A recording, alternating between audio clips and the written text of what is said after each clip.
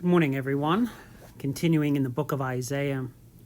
It's kind of a hard chapter to read. A lot of the book of Isaiah deals with the judgment that's going to be coming on the southern kingdom of Judah and Jerusalem because of their rebellion against the Lord. And God sends them many prophetic messages prior to these things occurring in order to wake them up and have them change their minds, return to Him so that He could bless them, and these judgments then won't have to come upon them.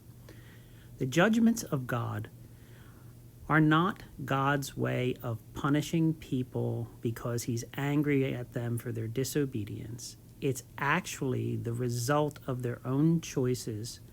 Just like if we hold up a bowling ball over our foot and then we let go of the ball, the consequence that we can expect is that ball crashing down on our foot, causing us great pain.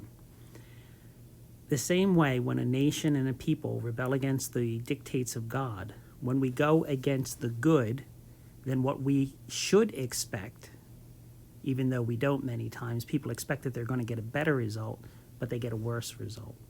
When we decided to stop praying in school, instead of getting a more moral society, we got a more immoral society. When we decided to be sexually promiscuous in our society, we didn't get better results. We got more children born out of wedlock, homes without fathers, etc., etc. And all of this causes societal pain. In this chapter, God is speaking about when a nation goes wrong, the kind of judgments that they will see as the normal consequences of their choices. So let's read. In chapter 3, it says, "Behold, the Lord of hosts, takes away from Jerusalem and from Judah the stock and store, the whole supply of bread and the whole supply of water, the mighty man and the man of war, the judge and the prophet, the diviner and the elder, the captain of 50 and honorable men, the counselor and skillful artisan, the expert enchanter.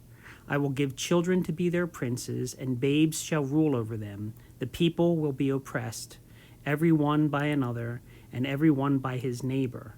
The child will be insolent toward the elder, and the base toward the honorable." What this paints for us is a picture of a society whose moorings have been disengaged, and the society itself begins to crumble in upon itself. It talks about losing those of the greatest skill and those of the greatest worth to the society: the judge, the prophet, the diviner, the elder, the skillful artisans, the mighty men of war.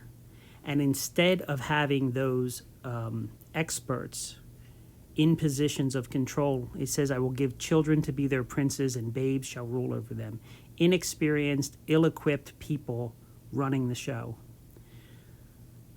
Sometimes I look around at our nation today, and I look at those who have been elected to positions of power in our local governments and in our states, and sometimes I wonder, how did these people get there? They seem to lack any common sense at all.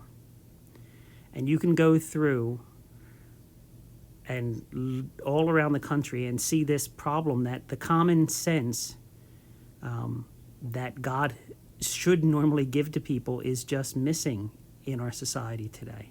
And in a way, I kind of look at the people that are sometimes deciding rules as children. They seem to make decisions that have no real basis in logic.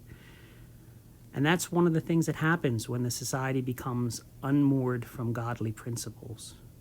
We begin to create a set of morals of our own, which are rules that lead to destruction. And verse 5 says it very accurately. When all of this happens, the people will be oppressed. And the oppression happens one to another, everyone by his neighbor, and even within the family, the children will be insolent toward the elder, and in society, the loss of respect, the base toward the honorable. I say this as a reminder of how important it is for us to, first of all, live a committed life to the Lord, that we get before God and allow the Holy Spirit to change us, to make us more like the Lord, so that we can be true to the calling that we have and act in a godly fashion. And beyond that, as a society, to begin praying for our nation so that we can stem the tide of the changes that are going on in our society that are leading people down the wrong path. So I would encourage you to read these verses, to look into them, to be prayerful about them, to see our nation in them, and to stand in the gap. Have a great day.